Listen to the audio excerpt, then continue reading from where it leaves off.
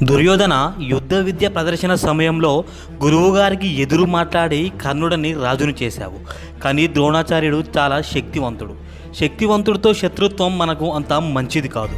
వెళ్ళు, ద్రోణాచార్యుని మంచిగా చేసుకో, ఎప్పటికైనా మనకు ఉపయోగపడతాడు అని శకుని దుర్యోధనుడితో చెప్పాడు.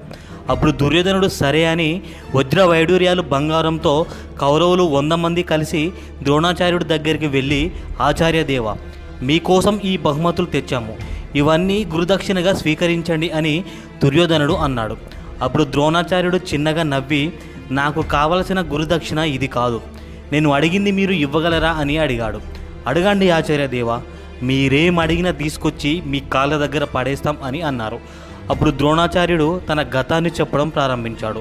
పాంచాల దేశ యువరాజు అయిన ద్రుపదుడు నేను చిన్నప్పటి నుంచి మంచి స్నేహితులం. కలిసి పెరిగారు. వీరిద్దరూ కలిసి అస్త్రశస్త్ర విద్యలు నేర్చుకున్నారు. ద్రోణాచార్యుడు తీసుకొచ్చిన భోజనాన్ని ఇద్దరు సమానంగా పంచుకొని తినేవారు. చిన్నప్పుడు ఎన్నోసార్లు ద్రుపదుడు, మిత్రమా ద్రోణాచార్య, నేను పెద్దయి రాజు అయిన తర్వాత నా రాజ్యంలో సగభాగం సమానంగా రాసిస్తాను అని అనేవాడు.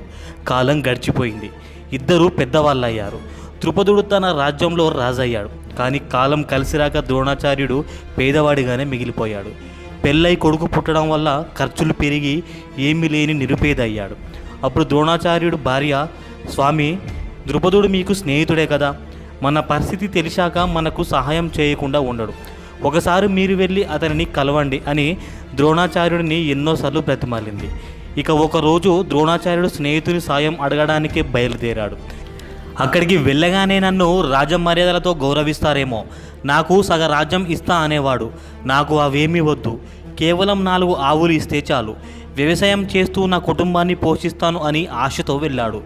ద్రుపదుడి దగ్గరికి వెళ్ళేసరికి చుట్టూ 4 ఆడవాళ్లతో సరసాలాడుతూ మద్యం మత్తులో తూగుతూ ఉన్నాడు. మిత్రమా, బాగున్నావా? నేను నీ చిన్ననాటి స్నేహితుని ద్రోణాచార్యుడను. ఎవరు నీవు? నా స్నేహితుడివా?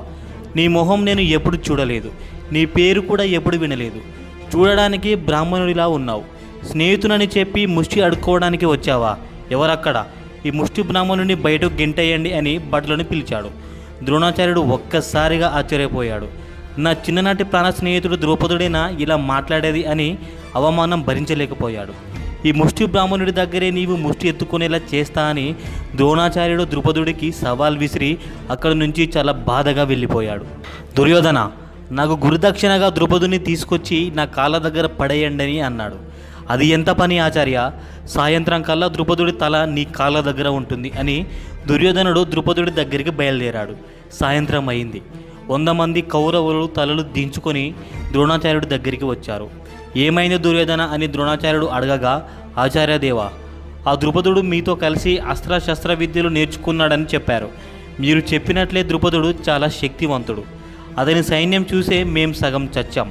వాడితో యుద్ధం చేసి మేం ఓడిపోయాం. ఇక ఎవరు కూడా వాడిని ఓడించలేరు అని దుర్యోధనుడు ద్రోణాచార్యుడితో అన్నాడు. ఆచార్యదేవ, మీరు అనుమతిస్తే నేను వెళ్ళి వాడిని తీసుకొస్తాను అని అర్జునుడు అన్నాడు. ఎంతమంది సైన్యంతో వెళ్తున్నావు అర్జున అని ద్రోణాచార్యుడు అడగగా, ఎంతమంది సైన్యము? నాకు నేనే సైన్యం, నాతో పాటు నా బలం భీముడు, మేమిద్దరం చాలు వాడిని తీసుకురావడానికి అని చెప్పి అక్కడి నుంచి వెళ్ళిపోయారు. అర్జునుడు భీముడు ఇద్దరు యుద్ధానికి వస్తున్నారని తెలిసిన ద్రుపదుడు తన సైన్యంలోని సగం సైన్యంతో సిద్ధంగా ఉన్నాడు. మరుసటి రోజు ఉదయం ఒకవైపు 1000 ఏనుగులు, 200 గుర్రాలు, 500 సైన్యంతో ద్రుపదుడు యుద్ధానికి సిద్ధంగా ఉన్నాడు. మరోవైపు అర్జునుడు భీముడు మాత్రమే ఉన్నారు. భీముడు అర్జునుడితో, అర్జున, ఏంటి పథకం అన్నాడు. ఏమీ లేదు భీమా, నీకు ఇష్టమైన ఆట, కొండల్ని పిండి చేయడం. ముందు వెనక ఆలోచించకుండా కేవలం ఆ 100 ఏనుగులను నువ్వు చూసుకో. దానికోసం నీకు దారి ఏర్పాటు చేసి నీకు ఎవరూ అడ్డు రాకుండా నేను చూసుకుంటా. అది కూడా ఒక్క అడుగు ముందుకు వేయకుండా నిలుచున్న చోటు నుంచే. నీవు ఇక విజృంభించు భీమా అని అన్నాడు. భీముడు తన గద పట్టుకొని ఒక్కసారిగా గాల్లోకి ఎగిరి యుద్ధం చేస్తున్నాడు. అర్జునుడు తన విల్లు తీసుకొని బాణాల దడలతో ఏ గుర్రం కానీ ఏ సైనికుడు కానీ భీముడి దరిదాపుల్లోకి కూడా రాకుండా అర్జునుడు అడ్డుకుంటున్నాడు. భీముడికి అడ్డు లేకుండా పోయింది. భీముడు ఒక్కసారిగా గాల్లోకి ఎగిరి మదమెక్కిన ఏనుగు కుంభస్థలంపై గదతో గట్టిగా కొట్టాడు. ఒక్కటంటే ఒక్కటే దెబ్బ. అంతటి ఏనుగు తల పగిలి రక్తం ఏరులై పారింది. భీముని చుట్టూ ఏనుగుల సైన్యం చుట్టుముట్టింది. ఒక్కో ఏనుగును ఒక్కో దెబ్బతో చంపుతున్నాడు. అర్జునుడు గుర్రాలను సైన్యాన్ని మట్టు పెడుతున్నాడు. ఇది చూసిన ద్రుపదుడు ఇక నేను రంగంలోకి దిగాల్సిందే అని అర్జునుడిపైకి అస్త్రాల దాడి చేస్తున్నాడు. యుద్ధభూమిలో సైన్యాన్ని భీముడు చూసుకుంటే ద్రుపదుడు దాడిని అర్జునుడు ఎదురు దాడి చేస్తున్నాడు. అయినా ద్రుపదుడు చాలా శక్తివంతుడు. ఇక ఇలా కాదని భీముడు అర్జునుడు ఇద్దరు కలిసి ద్వంద్వ యుద్ధాన్ని మొదలుపెట్టారు. సాయంత్రం అయింది. హస్తినాపురంలో ద్రోణాచార్యుడు ఏమైందో అని ఎదురు చూస్తూ ఉన్నాడు. చుట్టూ ఉన్న కౌరవులు ఒక్కసారిగా లేచి హస్తినాపురం ద్వారం వైపు ఆశ్చర్యంగా చూస్తున్నారు. అది గమనించిన ద్రోణాచార్యుడు ద్వారం వైపు చూడగా అర్జునుడు ఒక చేత్తో ద్రుపదుడి జుట్టు పట్టుకొని ఈడ్చుకుంటూ తీసుకొస్తున్నాడు. అది చూసిన ద్రోణాచార్యుడు గర్వంతో తన జుట్టు ముడేసుకుంటూ నిలుచున్నాడు. అర్జునుడు ద్రుపదుణ్ణి తీసుకొచ్చి ద్రోణాచార్యుడి కాళ్ళ దగ్గర పడేశాడు. ద్రోణ, నేను నీ స్నేహితుణ్ణి, దయచేసి నాకు ప్రాణదీక్ష పెట్టు అని వేడుకున్నాడు. నేనే ఒక ముష్టి బ్రాహ్మణుణ్ణి, నేను నీకు ఎలా సాయం చేయగలను అని ద్రోణాచార్యుడు అన్నాడు. నన్ను క్షమించు ద్రోణ, నా రాజ్యమంతా నీకు రాసిస్తాను అని ద్రుపదుడు ఏడవడం మొదలుపెట్టాడు. మిత్రుడి కళ్ళల్లో కన్నీటిని చూసిన ద్రోణాచార్యుడు కరిగిపోయి, మిత్రమా, నన్ను క్షమించు, నాకు నీ రాజ్యం వద్దు, ఏమీ వద్దు, నీ తప్పు తెలుసుకున్నావు, అదే చాలు, నీవు క్షేమంగా వెళ్ళి నీ రాజ్యాన్ని పరిపాలించుకో అని అన్నాడు.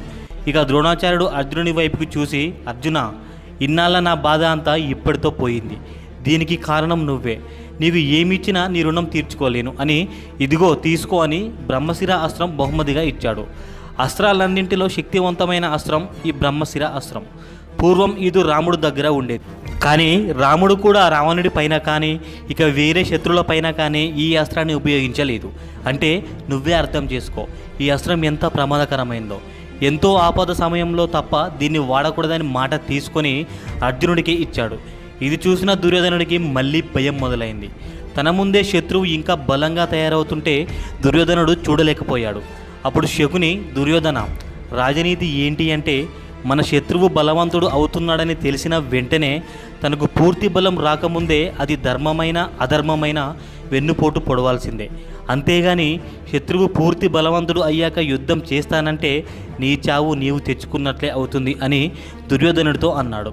అప్పుడు దుర్యోధనుడు తన తండ్రి అయిన ధృతరాష్ట్రుడి దగ్గరికి వచ్చి కన్నీళ్లు పెడుతూ, నాన్న, చిన్నప్పటి నుంచి పాండవులు అడవిలో పెరిగారు కనుక ఇక ఈ రాజ్యానికి నేనే రాజును అవుతాను అనుకున్నాను. కానీ ఇప్పుడు అందరూ ధర్మరాజే రాజు అంటున్నారు. మీరు కూడా ధర్మరాజునే రాజు చేస్తారా? నిజానికి నేను రాజుగా పనికిరానా అని ధృతరాష్ట్రుని అడిగాడు. నువ్వు రాజుగా పనికి రాక కాదు, నీకు కాలం కలిసి రాక ఇలా జరుగుతుంది. ఎప్పటికైనా హస్తినాపురానికి నువ్వే రాజు. నేను తొందరపడి పాండవులని చంపేస్తే చరిత్ర మన వంశం గురించి చాలా హీనంగా గుర్తుపెట్టుకుంటుంది. ఏది చేసినా చాలా తెలివిగా చేయాలి. నాన్న, పాండవులు ఇక్కడే ఉంటే వారిని మనం ఏమీ చేయలేం. కాబట్టి వారిని ఏదో ఒక వంకతో వారిని ఈ రాజ్యానికి దూరంగా పంపించు. తర్వాత అంత నేను చూసుకుంటాను అని దుర్యోధనుడు అన్నాడు. మరుసటి రోజు ధృతరాష్ట్రుడు ధర్మరాజుతో, నీవు రేపు రాజు కావాల్సిన వాడివి. కాబట్టి రాజుకున్న మొదటి లక్షణం తన రాజ్యంలో ప్రజలు ఎలా ఉన్నారో తెలుసుకోవడం. కాబట్టి కొన్ని రోజులు నీవు ప్రజలతో కలిసి జీవించు. కొద్ది రోజుల్లో వారణాసిలో మహాశివోత్సవం జరగబోతుంది. అది అయిపోయాక నీకు రాజుగా పట్టాభిషేకం చేస్తాను. అప్పటి వరకు మీరు వారణాసిలో ఉండండి. అక్కడ ఒక అద్భుతమైన ఇల్లు నిర్మిస్తాను అని ధర్మరాజుతో అన్నాడు. సరే అని ధర్మరాజు వారణాసి వెళ్ళడానికి సిద్ధమయ్యాడు. వీరు వెళ్ళే లోపల కేవలం 12 రోజుల్లోనే ఒక అద్భుతమైన మందిరాన్ని నిర్మించారు. పాండవులు కుంతితో వారణాసి వెళ్ళారు. అక్కడ మందిరాన్ని చూసి ఆశ్చర్యపోయారు. ఎందుకంటే అది ఎంతో అందంగా ఉంది. ఒకరోజు అర్జునుడు ఆ మందిరం పైభాగానికి వేగంగా వెళుతున్నప్పుడు అతని కాళ్ళు తాకి ఆ గోడ నుంచి ఒక ముక్క ఊడిపడింది. ఇంత తేలిగ్గా ఈ ముక్క ఎలా ఊడిపోయిందని అర్జునుడి పైకెత్తి చూశాడు. ముట్టుకుంటే దానిలో నుంచి కర్పూరం లాంటి కమ్మని వాసన వస్తుంది. ఈ చెక్కకి ఇంతటి వాసన ఎందుకు వస్తుందని చూస్తే అది అసలు చెక్కనే కాదు, అది ఒక లక్క. ఇది పెట్రోల్ లాగే చాలా మండు పదార్థం. అర్జునుడికి అప్పుడు అర్థమైంది. వెంటనే మండే పదార్థాలైన లక్క మరియు కర్పూరంతో తయారు చేసిన మందిరం ఇది. తెలియకుండా మందిరం మొత్తం రంగురంగులుగా పెయింట్ వేశారు.